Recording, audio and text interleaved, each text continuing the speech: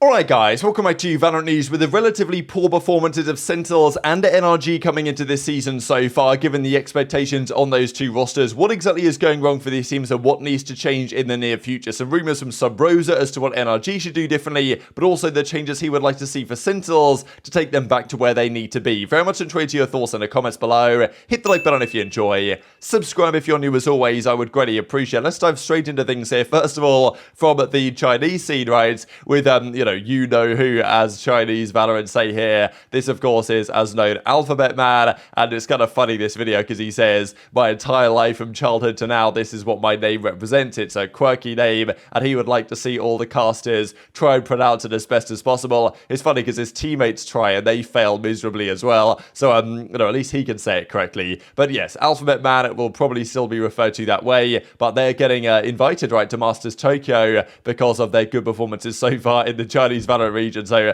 an absolute crazy story, no doubt. Also wanted to give you a quick snapshot update here of the various VCT leagues because we're going into more matches in just a couple of days time. Sentinels Evil Geniuses is a big one of this week and an absolute must win for both of those teams if they want to make it through to the playoffs. This is what's happening in the Pacific side. So DRX leading it up plus 65 round counts, 6-0 win-loss. Gen.G, PaperX had a big win the other day as well. T1 Zeta Team Secret. So all those teams are looking relatively good. I would say it should be kind of clear cut that these bottom four teams are probably the ones not to make it, but I kind of feel bad for Global Esports because they've done quite well here. They're 7 and 8 map counts, they're +3 round counts, but yet they're 2 and 4. So they're the closest teams making something happen. They have a few more games left to go. Global Esports could usurp one of the teams above them, but I would expect at the very least DRX, Gen.G, PaperX to make it, and hopefully Zeta as well. At least if they're in the playoffs, they've got a chance of making it through to Masters Tokyo. This is what's happening in Europe. A similar story in a way.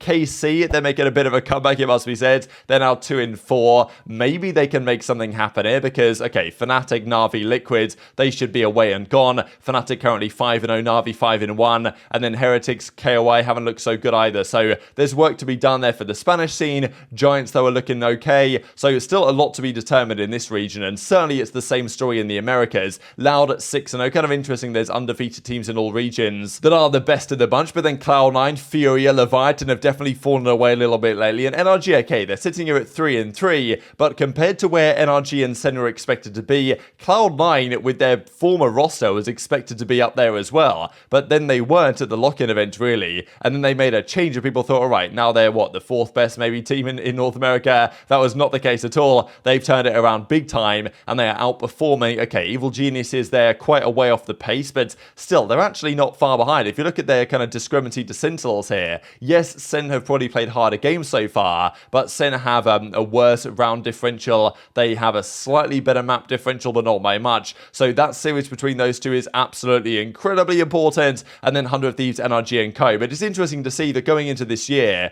the Sentinels core, part of which was the former Sen guys, with TenZ, for example, but also xCNed, how well they were doing at the end of the last year, plus 2 of the world champions from Loud. Like, that was meant to be a team that was right at the piercing end, I suppose, of this ranking leaderboard right here, but they're way down here. And also NRG, who are pretty much the former OpTic team. Yes, they have no Ye and Ardis instead, and no Marved and Som instead, but Som's done a great job, and for them to be 3 and 3, okay, they should still be okay. They've got a good round, plus I don't even know if this number really matters too much, but you can tell that they're probably better maybe than their record indicates. But there's a lot of work to be done here. I'll discuss the NRG side here first, because an interesting article comes out here on Blix. I'll leave a link down below for you guys again with some interviews with Crashies and his perspective on things. So discussing first of all Fracture, when they played at the lock-in events, they trialed many different compositions, and this is the thing with NRG, and I do wonder whether they felt like they were going to win more than they have so far, and therefore they were trying a lot of things. They might have, because OpTic last year, they could play games like this, and they could try different things, try different compositions, different agents, see if it's going to work, and they were good enough to get over the line and win anyway. But for NRG, this has not been the case so far, right? I mean,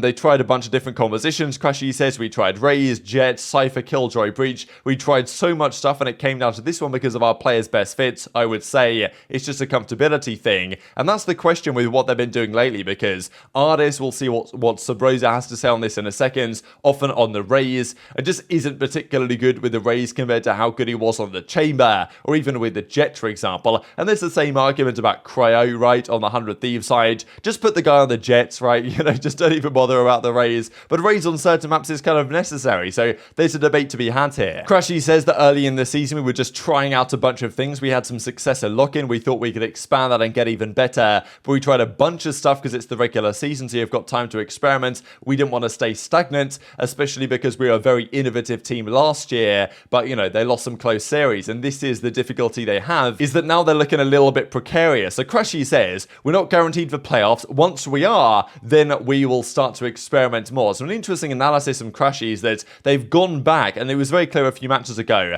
they went back to what they knew. They put artists on the Jets, they, you know, did the roles as you would expect them to be, and all of a sudden they won pretty comfortably. So they must feel like there's more to come from experimentation, and I guess if you want to be the best team in the world, you've got to do this type of stuff. It's the same thing Fnatic have done with the rounds they don't buy full armor, for example, right? And that's a big part of what Fnatic innovated in the meta. There's other things as well, of course, they brought into the game, and if you want to be the best, you've got to try these things. I guess NRG are confident enough that they can step back into their roles, what they should have, theoretically, and play very well with it. So he says, look, we're not going to experiment until we're guaranteed playoffs. When we are, then we will innovate, experiment a little bit more, what works in scrims, and then maybe pull something off for playoffs. So I'll share the thoughts of Subroza here on what Artist should do, because we know that Artist on the Jet is very much clear of when he's on the Killjoy or when he's on the Raze, and there's probably work for him to be done individually, but also it's like, well, look, if you're NRG and if you're FNS making these calls, and if you're Chet making these calls, just get him on the Jet and you're going to be in a much better position. Yeah, I bet on buying. History, brother, at least. Like,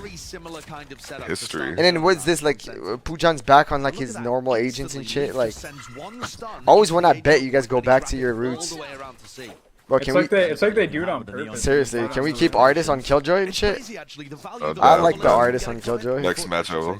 Let us know before. No, just next match. I'm not gonna lie. Before. Do you know what my favorite is, Chet? It's the artist raise. That's my favorite. Not all of it though. Wait, what's wrong with that? Where he nades and double satchel in his nades every time. Is that actually a tech? Or is that like not on purpose? Well, honestly, let's just move past this topic. let's just not, you know. I thought I legitimately was wondering if it's a tech because it does less damage to yourself. Like you double satchel to where you naded, so you're safe. I don't know. He kept doing it. I was like, what is going on? He kept doing it. Every time he ulted, he said Roza. Just for you. They can just shake it off. Hey, welcome, Sensei. We're gonna be replacing Dephh for TenZ this following week. You can just sometimes brush it off. It's not a heartbreak for. Bro, we're getting destroyed. Who knows? Wait, actually though, like, can we bring back Tyson? Can we bring back TenZ and make, like, I don't know, dude. We got, like, keep Marv, keep TenZ, keep Zekin. Is it really Two Redstone. You're like if Stockfish was for Valorant. Between Pancada and They got the Dephh, Brimstone dude. Between stun of the Pancada and contact. Dephh, someone's got to go for TenZ. Fail. Oh. He said, we know you want Dephh out. I actually don't, I have nothing against Dephh. He did lose me that big bet that one time, I'm not gonna lie. There is that one time, hey, he lost me a couple racks. You want dog? Now. Yeah. Cypher lurked up ramp. Somewhere up ramp. It's a bucket. One's close already. One's close. I'm running away, baiting for you. Careful ramp. Careful ramp. Take a bit. Oh my. One more. Oh my. So NRG have still got some good confidence they can make it work. I think they're probably better than their 3-3 record indicates, and I reckon that if they just keep things going as they have been, they should be fine going forwards. Now, this was a funny tweet that I was going to mention for you guys yesterday, but I forgot to. So this is not actually Boaster. This is a fake Boaster. I'm not Boaster, obviously, right? All this stuff. But a competitive update, we have come to the decision to part ways with Durka. We are bringing in TenZ. So, you know, still, obviously, they're just joking around. This tweet actually is from the official, like the proper Durka account. They're here in the replies. And this is interesting just because we saw yesterday TenZ, he took Sentinels out of his banner on Twitch, and there's been some debate as to what's going to happen with TenZ going forwards, whether he's still going to be a part of Sentinels or what's happening there. Subroza says, look, get rid of Dephh, bring in TenZ. This seems to be the predominant take at the moment, and I think it really does count to their next couple of games. But to me, it's kind of a position right now for Sentinels where they need to stick with a concept. They are a few games away. They play Crew, they play EG, and they play Fury I believe. And if they win those, they'll get to 5-4 and they'll qualify. Even if they're 4-5, they might qualify as well. But they need to beat Evil Geniuses in just a couple of days' time. And I don't think that making a change like this now, getting TenZ back in, getting rid of Dephh, Sassy on the Agile, whatever you want to do, I don't think that's the way to go at the moment, because it just puts too many risk factors at play. You know that team, yes, they got blown out by Cloud9, but you know they're good enough to beat teams like MIBR, and comfortably at that, so they should be good enough to take victories against those teams I just mentioned. And if you, okay, maybe the Dephh for TenZ thing could actually work, but I think it would take some adjustment time, and is maybe something you could try. Let's say the Masters doesn't go so well, you think about it maybe for the LCQ and beyonds, but still, I think for now, sticking with what they're currently doing is probably the way to go, and I think that's what they're going to do. And maybe TenZ isn't happy about that. He probably wants to be on the starting roster, but, you know, I think what they're doing is probably sensible, but will it work? Is it what their full ceiling could potentially be? That's a big debate right now. So very much enjoyed your thoughts on all this stuff in the comment section below. Just to close out here, I wanted to look at some numbers from the Americas side,